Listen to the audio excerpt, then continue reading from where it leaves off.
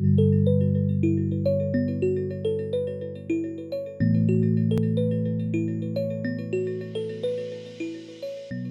this is Marty Stempniak, Senior Writer for Hospitals and Health Networks, coming to you from San Diego, where we're at the 24th Annual AHA Health Forum Leadership Summit, and I am joined today by Tom Nichols, who is Executive Vice President of the AHA. Tom, thanks so much for being with me today. Great to be here. Great to be here. Thanks.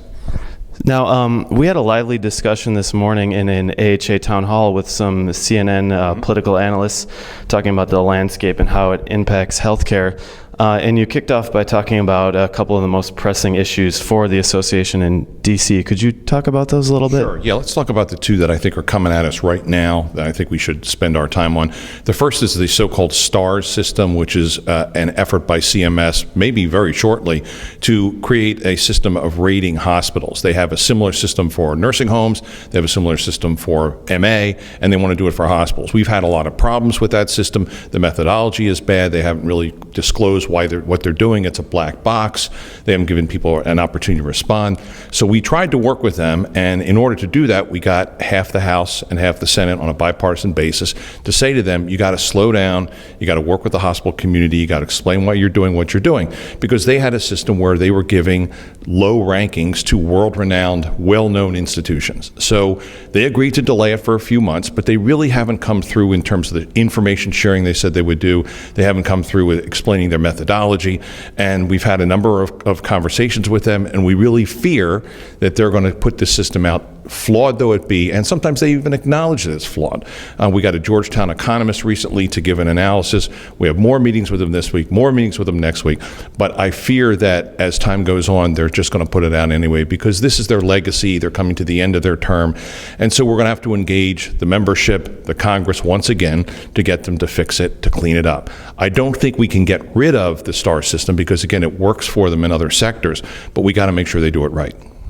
And I think site-neutral payment was another one you were talking about this morning? So as part of the outpatient proposed rule, CMS had the opportunity to basically provide details to the provision that passed Congress last December that affected new hospital outpatient departments, not existing ones, but new ones.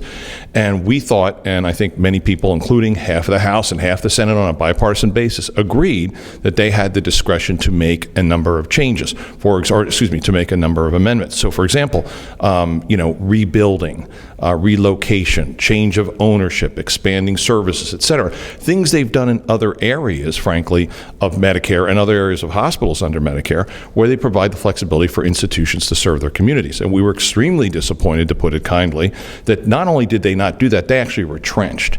And they set up a system where they're not going to pay the facility anything in a new hospital outpatient department to provide the service. They'll pay the physician, but they won't pay the institution.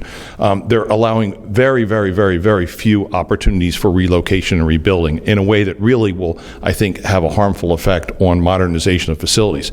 Expanding services, they gave a little bit, but not a lot. Change of ownership, they gave a little bit, but not a lot. So we got a real problem here. So we've been talking, Congress, of course, is leaving right now. They left on Thursday. We've been talking with those folks who have been supportive of our position in the House, in the Senate, Democrats and Republicans, to once again go back at CMS and tell them they got it wrong. We're going to launch a campaign on this. We're going to have everything from advocacy days to virtual advocacy days to advertising, bringing people to town, you name it, to get them to fix this, because this is pretty bad. And if you want to talk about a way to harm access, this is the best way to do it. So we got to fix it. And that'll be the other campaign that I'm sure we're going to be running as the summer, the rest of July, August, and into September occurs. Just what are the very next steps for the association in addressing these? What are the next things on the timeline? Sure. Well, like I said, you've got Congress leaving for 7 weeks, so the legislature's gone. However, you can still do business with Congress, particularly back home. So part of our campaign is going to be grassroots, contacting all the membership to weigh in with their senators and House members while they're home, certainly after the 2 conventions are over, and to get them to, again, support us, weigh in with us. And if we need to go the legislative route, we're going to do that. We've already spoken to the leadership of the Ways and Means Committee. If we have to do another bill to fix this, we'll do another bill to fix this. Hopefully we can persuade them before we have to do that. And again, all the components of any kind of campaign that we run, everything from advertising to grassroots to bringing people to town to doing things back home, et cetera, et cetera. So that is certainly the case with both campaigns. Now the STARS one, a little more uncertainty because they haven't issued it yet. But I think I know where this one's going, and so I think it's going to be a similar campaign, but the outpatient one we've already launched. And just in closing, Tom, bringing it home to the members who are dealing with these things every day, how do you see these two issues impacting them on a day-to-day basis, and what can member hospitals do to help the AHA in its campaign to address these issues? Yeah, well, first of all, members have been very helpful so far because we wouldn't have had half the House and half the Senate on a bipartisan basis if the members hadn't weighed in. So everybody's been kind of engaged so far. The STARS system, again, there are so many report cards. We're going to do a report card on report cards, right? There's so many of these things out here. And here we have the government putting its stamp of approval on a certain report card that we know is fundamentally flawed. So that is going to be a real problem for members throughout the country. And again, the way that they can get involved is to talk to the members of Congress, work with us, part of our campaign to get them to fix it.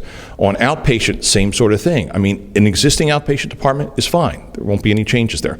But for our members to want to create new opportunities to get into their communities, to provide clinic services, for example, to modernize facilities that exist now, to add additional services in the facilities that they have now, they can't do that. And that's going to have a huge impact on the delivery of healthcare services in communities throughout the country. So the same thing. People have been involved already. They need to get involved some more. We'll provide the guidance on that. We had an all-member call just a few days ago. We'll be putting out information throughout August and September. We have till November 1st on that one, as I mentioned, so we've got some time. But again, these are campaigns. We're going to have to run them, and I think we'll be successful. Great. Tom, thank you so much for being with me today. Glad to be here. Thank you. For HNHN, this has been Marty Stepniak. Thanks for watching.